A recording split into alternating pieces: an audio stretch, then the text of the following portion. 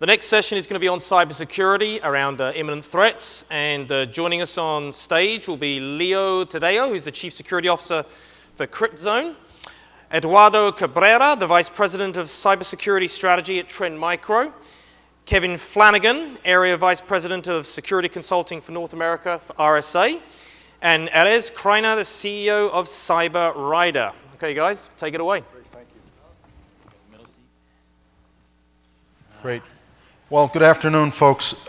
It's a pleasure and an honor to be here, especially with the talent that we have on the panel this afternoon. So these are some cybersecurity experts, and I'll read some detail about their background, but what you have are folks that come out of the trenches who are facing the adversary on a day-to-day basis. So I'll start with Ed Cabrera from Trend Micro. At Trend Micro, he's responsible for analyzing emerging cyber threats and to develop risk management strategies for Fortune 500 companies. But what you need to know is that Ed has a 20-year career with the U.S. Secret Service and left the Secret Service in the assignment of being the Chief Information Security Officer for the service. So not only does the service provide consulting and other law enforcement activity for the private sector, but you're going to hear from the person who actually was responsible for the security within that organization. So I think that's a special treat for us. Erez Kreiner has an enormous list of accomplishments. He's presently the CEO of CyberRider and provides cyber defense management consulting. Erez comes to us from the Israeli security agency, which is the Shin Bet, a very close counterpart to the FBI. You can imagine in his role as the Director of Information Security for the ISA and protecting Israeli infrastructure, he has some very unique insights that he's here to share with us this afternoon. And finally, Kevin Flanagan, who is the Area Vice President for Cybersecurity Consulting for RSA North America. Kevin consults with and solves problems on a day-to-day basis with Fortune 500 companies, and I think you get some real-world perspectives from Kevin as to what's working and what's not working. So we're here this afternoon to talk about cybersecurity and the imminent threat. I'm going to but I'm going to invite the participants to tell us a little bit about themselves and their perspectives, and then we'll go into some specifics about what's emerging, what's on top of mind for cyber defenders out there, and get into some of the nitty-gritty so that you have some takeaways from the presentation. So I'll start with Ed. Ed, if you could just take a couple of words and get this started. No, thanks for having me. It's great to be here, and I apologize for my voice. I'm suffering from a little bit of a cold, but I think from my perspective, my experience, the work that I did with the Secret Service and now at Trend Micro really complement each other. 20 years with the Secret Service, I was able to also work and run our computer forensics program and our network intrusion responder program. So what you would find really in private industry is being two different distinct responsibilities being done by one person. We had split it up. So that working with DHS from an information sharing as well at the NCIC at DHS's National Cybersecurity and Communications Integration Center. So government, we like long acronyms so you can't remember. And then I came back, like Leo was saying, to really work on the network defense for the Secret Service. So no, it's been a great ride, and now working with Trend Micro and trying to do the same things from the private industry side. Hi guys, thanks for the introduction. When I was the director of the Israeli Cybersecurity Authority, a couple of times I've been asked, tell us if the catastrophes and disasters that you speak about when talking about cyber arena are so clear, how come nothing like that never happened until now? Why we didn't suffer a disaster in power supply, or somebody took all our money in the bank and actually changed some digits and we lost all the stuff that we have.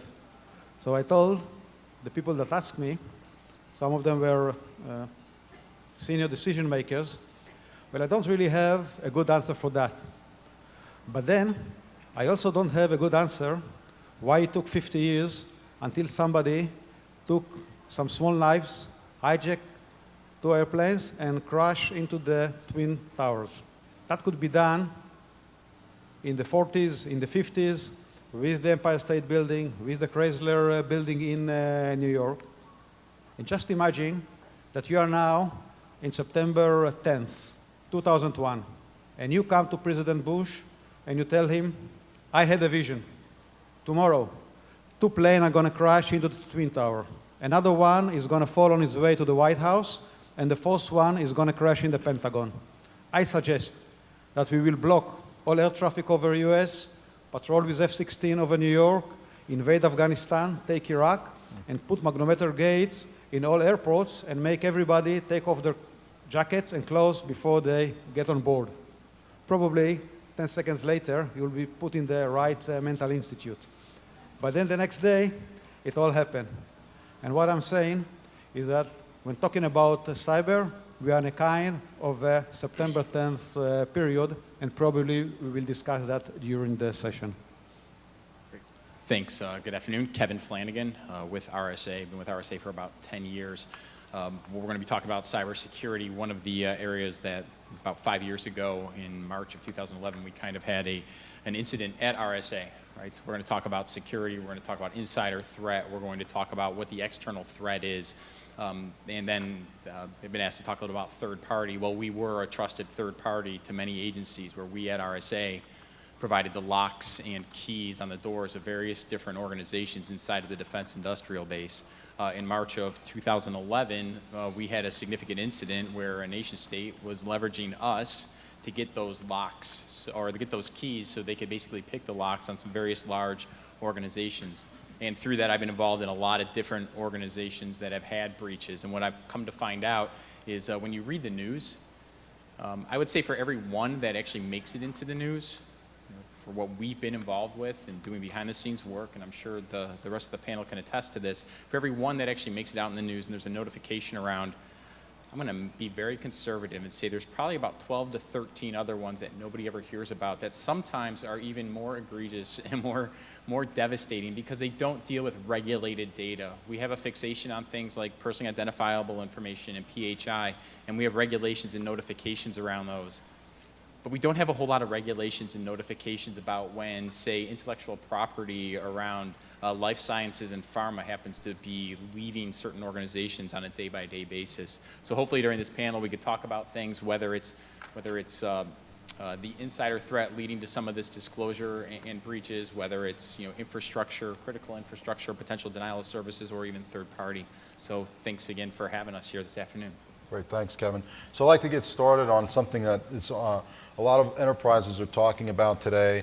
The Verizon data breach survey shows not a steep increase in the insider threat incidents that are being reported, at least to the survey, but we know that when an insider threat becomes a real incident, it can be devastating. And there are certain processes and tools that work and some don't. And I'm really glad we have Ed on our panel today because Ed was involved in a very authoritative study the Secret Service conducted on the insider threat and some of the best practices. So Ed, can you talk about what enterprises are seeing, how the threat is evolving, and what some of the best practices are to prevent the insider threat from becoming a real incident? Yeah, definitely. Back in 2012, the Secret Service at the time really partnered with Carnegie Mellon University, and it released a report really based on insider threat to the financial sector. And I think what's interesting about the financial sector and the way we look at it, because I think the financial sector specifically is constantly being under attack. And so the idea or the thought process behind the research was to really identify if there was any kind of critical behaviors we could identify from an insider threat. So you can learn from this type of research and then build security controls around it. And so the research is good and it can be downloaded still at Carnegie Mellon's website.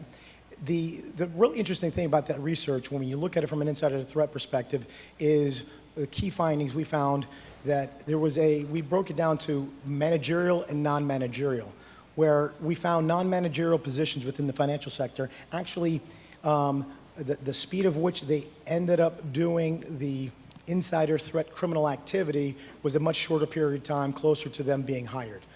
Whereas the managerial type of threat that we saw is that it was more of a low and slow approach, that there was a big difference between them being hired and them starting their actual criminal activities and their insider threat activities. And so this is what really interesting. It was like a slow approach. But in the end, I mean, like you said from a Verizon's report that constantly shows every year, that I think the insider threat really poses anywhere between 10 to 15% of the actual cyber activity that we see against all institutions. So it ranges and it differs between sectors, but I think the insider threat is a constant. The problem with the insider threat is the fact that it doesn't get a lot of media attention. However, it could be much more impactful, much more damaging to the actual corporation or organization. And so I think post-Snowden, to bring up that, I think there's been, especially in government, there was a huge shift in going after identifying other types of critical behaviors we were seeing from this type of activity across government and private sectors. So it's like an ongoing process. The one thing I'll add is, it's not really in the report because we didn't go down that road, is what we're seeing today with these types of threats that we have from external actors. Well, external actors they have a unique understanding of not only the data that you have, but the way you're set up. If you want to have the best data scientists, you really might have to go to the criminal underground because they really know and understand the data that you have within your infrastructure and how you're set up to protect it. And so they're realizing more and more that they can hide in plain sight by the use of, which we've seen for quite some time, the use of stolen credentials and mimic the activity of an insider to hide their ability or hide their tactics from detection. So whereas on one hand, the insider threat might be a unique thing, it might not get the attention because of the amount of attacks that organizations see from the outside, I think there's definitely a connection that we need to start making from a detection and response perspective, and really building the tools around, could you detect malicious activity, suspicious behavior of an insider? And if you can, then the chances are you're going to probably detect the external threat actor. So there's a lot of things from that report that came out. But now, 2012 to today, the landscape has changed dramatically. However, still that constant threat, still that the research that's still being done from Carnegie Mellon University that you can really learn from. Great. While we have Kevin and Erez here, I want to ask you guys, from your research, from your experience, there's a lot of talk, and I've been talking to CISOs about it, about the connection between the outside threat and the inside threat, and that it's really hard to distinguish today whether your insiders are cooperating with outsiders, whether outsiders are targeting your insiders for collusion. So for example, when you talk about the high security that an organization like Apple has in protecting its perimeter and protecting its inner network, the vulnerable part becomes the human beings that operate those networks. And so you see reports of black market offering to Apple insiders for 20,000 euro to pay for valid credentials. So can you guys, in your experience, talk about how the inside threat and the outside threat are becoming, in many ways, one, and that companies have to guard against, as Ed says, the inside activity that will reveal that type of threat? I'd be happy to at least start. The insider threat is more of a relatively known entity. So if over time, one of the things you can do from the inside perspective is look at how normal user activity and what normal user behavior looks like, and then identify deviant patterns that deviate from the norm. And we have similar kinds of things on the outside, right? So you have different threat indicators that might allow you to understand if you have a known threat indicator that we typically share through ISACs that are basically in different organizations. So you might have a government ISAC, an FS ISAC, et cetera. Being able to share intelligence across those organizations, so when you do see a threat indicator come in for one particular known threat group, that might be an indicator. At the same time, on the outside, there's also behavioral indicators as well of what known good users look like from known bad. And I think marrying the two can definitely help you identify, establish baselines for what external activity looks like on the network, as well as on the outside or on the inside of your network. The one thing that you can do about the insider threat, in a lot of organizations that I go into and talk to, a user is a user, and once they're on the network, typically they have way too much privilege than they should be granted. And the question a lot of organizations ask is, what is the least amount of privilege that a user should have in the organization? And that's the one key thing, is what should they have access to, not what do they have access to. And I think Ed even pointed out at the beginning about visibility. Far too often as a security organization, we're like, well, let's put in strict passwords, let's put in two-factor authentication, more firewalls, IDS, DLP, and before you know it, you got 15 to 20 different pieces of technology that are there to protect you. But what's missing is that visibility, right? Visibility into these indicators so you can detect an attack. Visibility into what the user behavior is so you can actually see the deviations from baseline. And I think those are the big things that need to happen. And now that we actually have a lot of strong capabilities in data analytics and being able to collect a lot of data and get meaningful information about it, we're seeing this ability to take large data warehouses and really start to get insight into what's going on both inside your organization as well as outside. So that's just my thought on marrying the two in a converged type of situation. I'll look at it from the point of view of a critical infrastructure analysis. The critical infrastructures are actually the connection between the real world and I would say the digital world. And something that is common to all critical infrastructure is that they don't have almost any common language between them.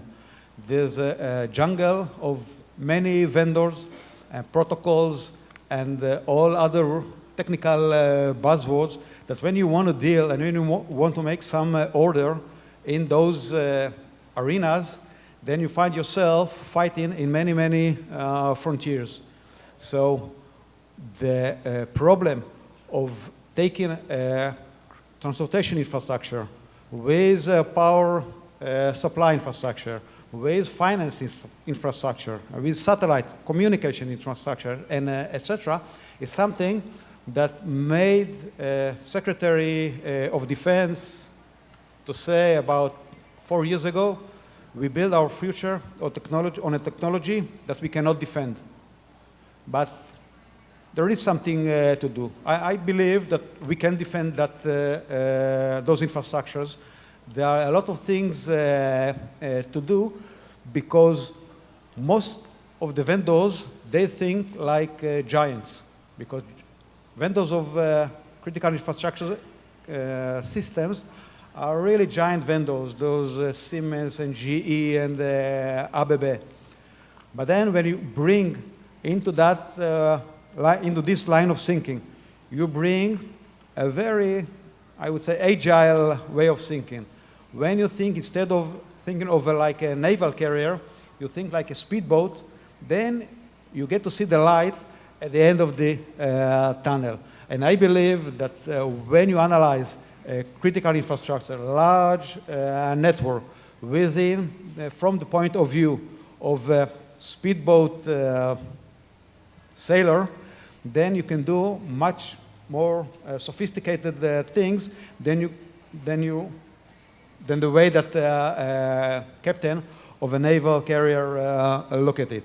And I believe that the future in defending critical infrastructures come from those tiny changes in this conservative world, because the people, the control people in conservative, in ICS system, industrial control systems, they are very conservative.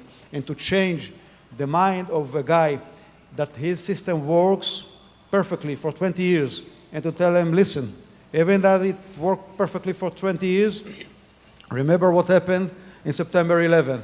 That can happen to you tomorrow. That's quite a leg to go over.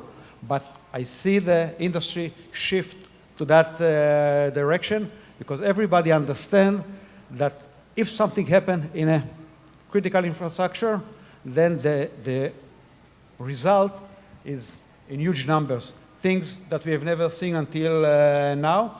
And when you analyze the cyber threat, you understand why you can hit many places at the same time in a speedy way. And always remember, you can hit a missile with a virus, you cannot hit a virus with a missile. Well, great. Erez, you brought up a great point, and that is the protection of infrastructure. So we saw last month the indictment of 7 Iranians who targeted a small dam in New York, and it signaled a shift in the U.S. government policy of not naming and shaming nation states or their proxies who are targeting our infrastructure. And it points out a specific danger, and that is that there are people out there who are probing our systems to find the weaknesses. I had the good fortune of traveling to Tel Aviv in 2013 to see some of the Shin Bet's work in this area, and you built some of the programs. My main takeaway, and I hope you can shed some more light on it, was the attitude of the operators of these enormous systems, whether they were power plants or financial institutions, had a very healthy paranoia about the threat and took it seriously. They also had a collective sense of responsibility for countering the threat. And I know that's something that comes with the territory, and just geographically where Israel is situated, but it also comes from the leadership in the security services where you served. And if you could shed light on how you change attitudes, how you raise awareness, how you make people, each and every one of our employees, feel responsible for the security of the enterprise. I'll be glad to. You know, in Israel, we live in a tough neighborhood. So first of all, there was the need. We need to be very agile. We need to be very, I would say, innovative with our way of thinking in order to produce the partnership between the private sector and governmental sector, which I was part of. And, you know, the paranoia was, I guess, because we explained and we showed how that things can happen. And when you show something, and when you do a good penetration testing, then the CEO or the chairman, he feels the liability on his shoulders. And I really, in many cases, I explained those board members, the liability is on your shoulders. And if I analyze what happened with the publication of the Iranian operation against the dam in New York, well, we should look at it as a flag, as a warning sign. Remember that in 2002, 14 years ago, the FBI published documents about things that were found in Tora Bora caves where people of bin Laden were hiding. And they found their laptops, and they found there a picture of dams, and they found there some SCADA software that means that get to the conclusion that they probably wanted to hit the Hoover Dam. And if you hit the Hoover Dam, then you can make the Mojave Valley that behind the dam, can make it into the Mojave River, taking about 2 million people down the stream. Because you cannot hit a dam like Hoover Dam with a regular bomb. I'm not sure that an atomic bomb will do the same damage as if you open the gates, not in the right time. So I'm not giving any prophecy, and I'm not giving any ideas, but those warning signs are already in the field, and we must take care. This is part of the thing that helped to convince decision makers to be very friendly to the partnership with the government. And I think even if it's critical infrastructure where you're, you know, the consequences are much greater of a tragic failure and you're, you know, in the Middle East where it's a little more relevant to you, that's one thing. Bringing that back to the States where maybe it's not critical infrastructure, maybe it's personally identifiable information or financial information, it comes down to what, you know, Lou mentioned, which is it's a cultural thing, making the people within your organization feel empowered and a responsibility towards doing the right thing to protect the information and protect the system. So some of the byproducts of actually starting to come out and say, hey, there was an attack against this dam, and insert dam, you know, financial institution, credit card processor, whatever, the more that these come to light, there's two options. Either we become numb to it and we just say it can't happen to us and we just kind of laugh at the people that it did happen to, or we start to take it seriously and learn from those incidents that happened and use that as kind of a catch-all of what we learned to basically start to embed a culture of data protection because it could happen to us. And beyond just doing it in your own organizations, one of the things that I found is give people some tools, tips, and tricks that they can take home. Because if you're that good with your own data, treat the company's data like your own, then maybe a little bit of that carries forward into the culture that you want to create and have pervasive within your organization. You got something to add? No, I mean, going back to the critical infrastructure piece, I think definitely it has really, we make references to September 11th, but I think the recent attacks in the Ukraine and the use of destructive malware in that attack, although did not cause the attack, as from recent reporting and from both sides, from private and public entities. But I think that raises the question. Destructive attacks, we're seeing it across critical infrastructure, and critical infrastructure could be hospitals. And what I'm also looking at and concerned with, and what we're seeing now on a daily basis, is ransomware. So the unique types of attacks that we're seeing that affect critical infrastructure from financial, for financial gain, but there is also what we're seeing is a much more impactful type of attack that really manifests itself much quicker. We didn't say it earlier, but it's you know, year over year we see that it takes minutes or seconds for these threat actors to really gain access to these victim networks. But it takes months or years for the actual detection to actually occur. And so when you look at these different types of attacks, be it critical infrastructure or otherwise, I think destructive attacks really should be raising the awareness of governments and actual private industry, because of the fact that what we're seeing is that they have a less, their clock starts ticking quite quicker with a destructive attack, right? So where other attacks that where they're really going after data for financial gain and being sold on the criminal underground, they're doing it for quick hits, either from a ransomware perspective and or from a destructive perspective. So I think the landscape is definitely changing. And I think going back to what you were saying is, yes, it definitely all starts and ends with the user, because that's exactly where these advanced threat actors, be it cyber criminals, cyber espionage groups, and or hacktivists, really target the user. We had an earlier discussion about going back to really going the weakest link, right? The weakest link is that human connection to any network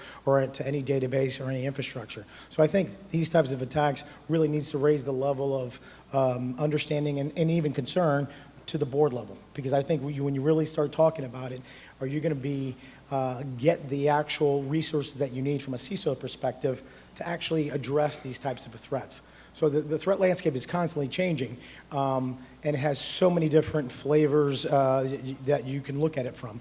But it's understanding that threat and understanding that risk associated that you have to manage from your company, your organization, and even yourself. So I mean, I think what we're seeing a lot is a huge shift. Great, yeah, so it's been a few years now since, and I want to change the threat that we're discussing, just change the topic for a second. It's been a few years since the Target breach, but Target was the poster child for the threat posed by third parties that are connected to our networks, whether they're vendors or whether they're maintaining parts of our network for us, or whether they are simply people we do business with and have to have access to our network for various reasons. This is inevitable. Enterprises must allow access to people who are not employees and cannot have the same controls. And I wanted to go across the panel and get a sense of where you see this threat going, what some of the best practices are. Kevin, this is an area where RSA is doing some great work in keeping networks safe. So I want to give you the opportunity to talk about what you see and what you see as working against this type of threat against our enterprises. Yeah, so you mentioned Target, and Target was the poster child for third party because of their HVAC vendor. And one of the things that I talk about when you have to go after a risk assessment of third party, you don't have enough people to actually go in and do a risk assessment of every single vendor to the detail that you would have exposed whatever those issues were with Fazio heating and cooling. So if you look at where we are with third-party risk, it's not just those more physical HVAC vendors. We're seeing it just in business, right? Not necessarily in security. Business, there's really a focus today in almost every industry on specialization, right? And what I mean by specialization is figure out what you can be best at in the world, drive all your resources and operating, expenses towards that, and then everything else that's not core to that business, sub it out, right? So you've got companies like Salesforce.com, Concur, you got Amazon, you got all these organizations that are coming out creating third-party platforms and software that allows you to focus on what you do best and then move all those non-core functions. They're still critical, but they're not core functions out of your organization. And when you start to see that trend continue to occur, you can either be a security guy that says, no, we won't do that, or you could be some security guy or gal that says, we'll do it, but how do we do it in a way that makes sure we protect the business?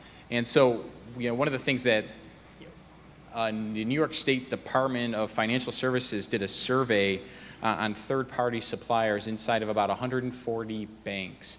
And what they did is they asked those banks to basically take the top-tier third parties that they do business with. And so what I recommend is any organization, you probably do business with like 300 or even more vendors. What I'm talking about, when I talk about top tier, that's 1 to 2%, which means you're touching 6 to 7 vendors that are critical because they lie in the critical path of you being able to service your customers, right? That's what they surveyed these financial institutions on, and some of the results were actually alarming with just how bad we are with regards to how we treat our third-party vendors. For example, less than 50% of those organizations during the contract phase of their negotiations with those third parties put any sort of right to on-site audit in there.